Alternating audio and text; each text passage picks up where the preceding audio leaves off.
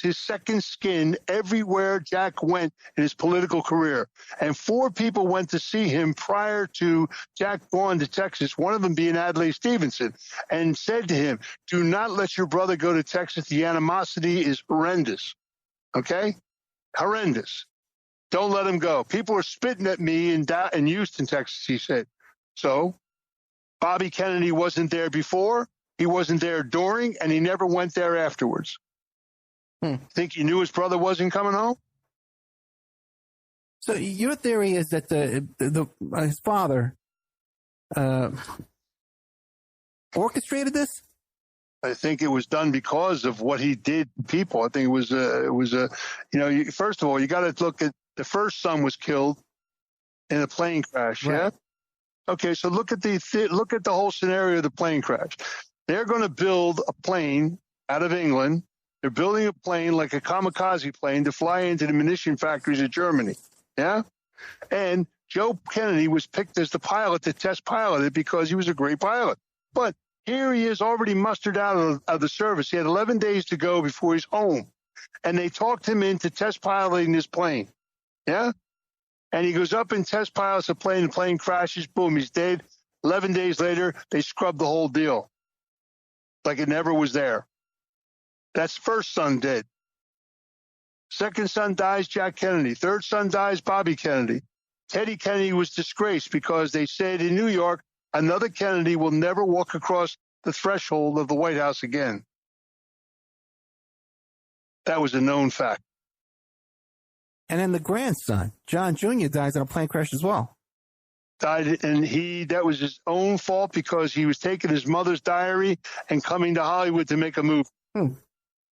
This theory of the father, being involved, there is a movie about that, Winter Kills, with Bridges.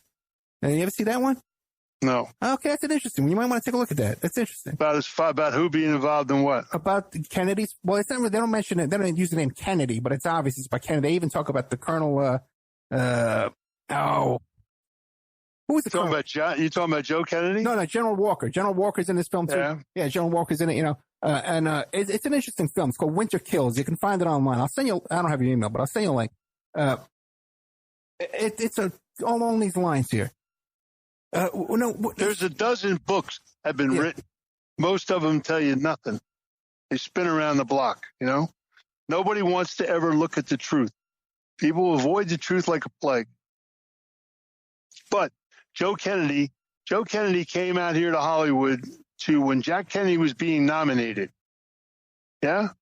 Okay. He came out with a suitcase full of money, gave it to H.L. Hunt so that Johnson gave Joe Kennedy a suitcase full of money so that Johnson would become vice president on that ticket.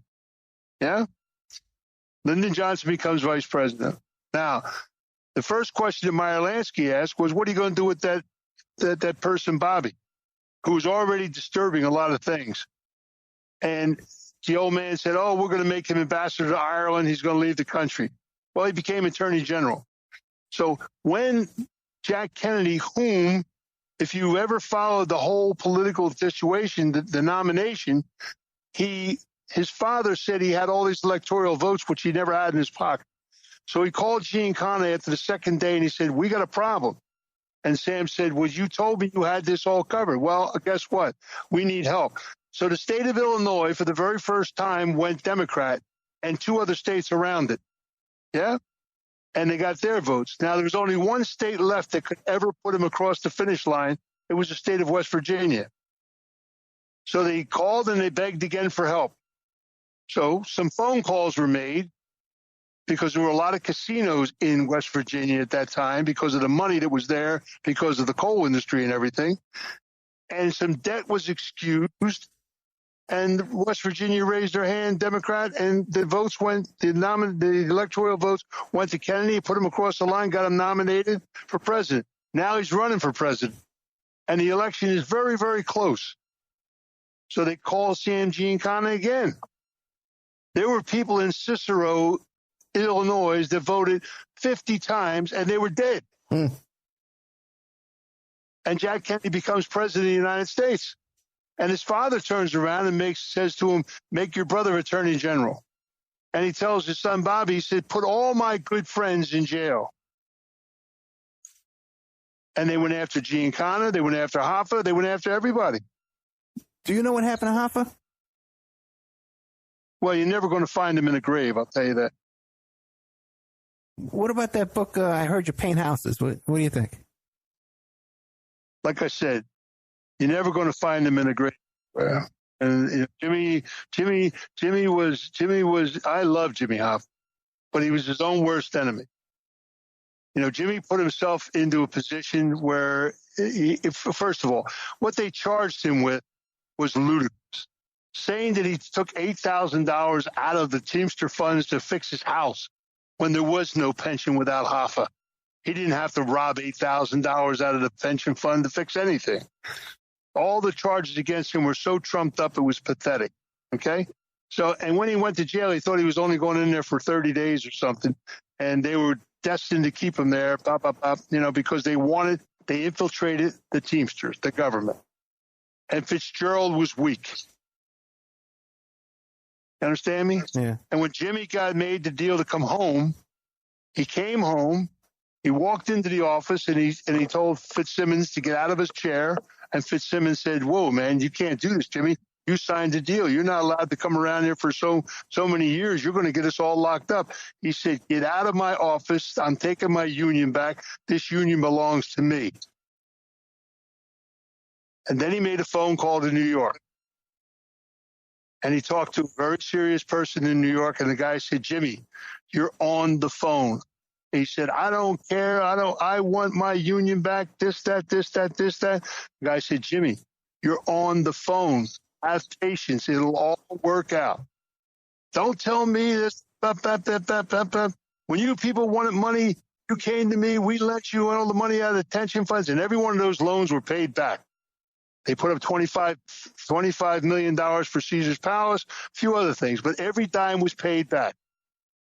So the guy said, Jimmy, you're on the phone and just have some patience. And Jimmy made the worst statement he ever made in his life. He said, I'll go to the newspapers. The guy hung up in New York, and that was the end of Jimmy Hoffa. You understand? Yeah. But nobody looks at the seriousness or things of where simplicity happens. Nobody ever looked at how Vegas was built, where it came from.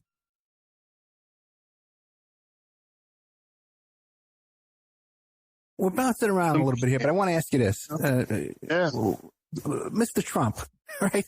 Mr. Trump, the president of the United States. I like.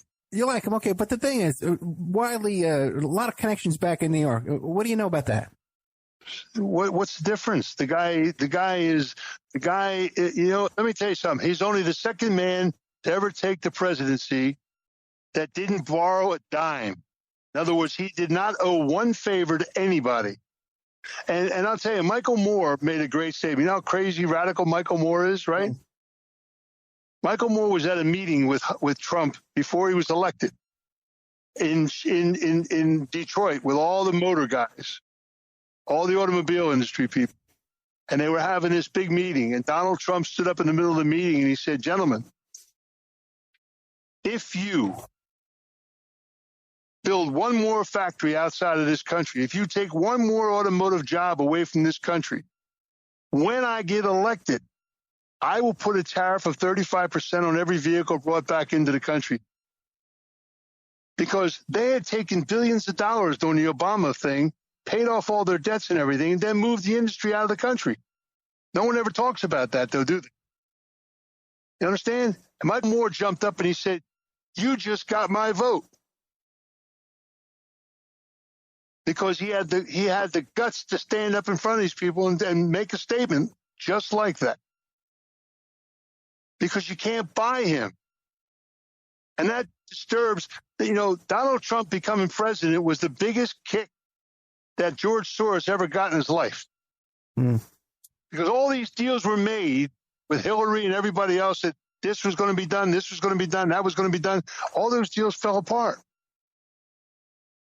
All the foreign countries that put money into something that they thought they were going to get favors for, those favors aren't there to be had.